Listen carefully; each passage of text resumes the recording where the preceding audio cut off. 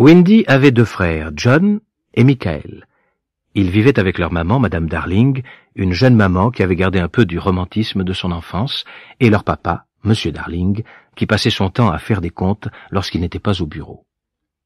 Il avait toujours l'impression qu'on dépensait beaucoup trop, qu'il n'arriverait jamais à mettre un sou de côté, et c'est par mesure d'économie qu'au lieu d'engager une nurse, comme le font toutes les familles anglaises respectables, Monsieur et Madame Darling avaient confié le soin de garder leurs enfants à une chienne Terre-Neuve dont ils avaient fait la connaissance à Kensington Gardens.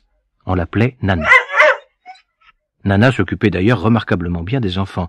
Elle ne les quittait pas d'un pas, les escortait jusqu'à l'école, et, pour plus de commodité, on avait installé sa niche dans leur chambre.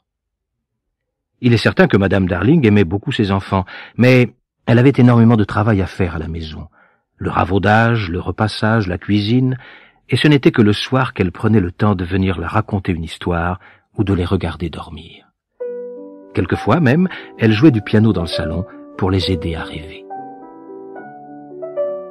Pour que les enfants n'aient pas peur au moment où, fermant les yeux, ils partaient pour le pays de nulle part, on allumait dans leur chambre 3 petites veilleuses. C'était à la clarté de ces veilleuses que Madame Darling, assise sur un gros coussin, continuait ses ravaudages.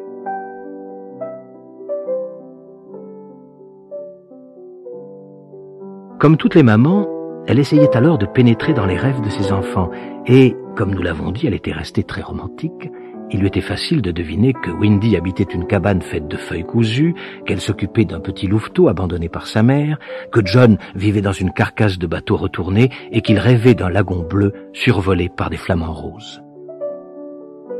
Pour Michael, qui était plus jeune, c'était le lagon qui planait au-dessus des flamants roses et il vivait au milieu des Indiens.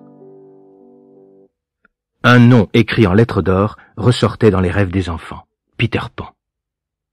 Ce nom lui rappelait bien quelque chose, mais elle avait grandi depuis et ne se souvenait plus très bien. Un soir, alors qu'elle était là à coudre, son ouvrage lui glissa des mains. Elle s'était endormie. Et dans son rêve, il y avait un petit garçon qui ressemblait à celui qu'elle imaginait avant que Wendy, John et Michael viennent au monde.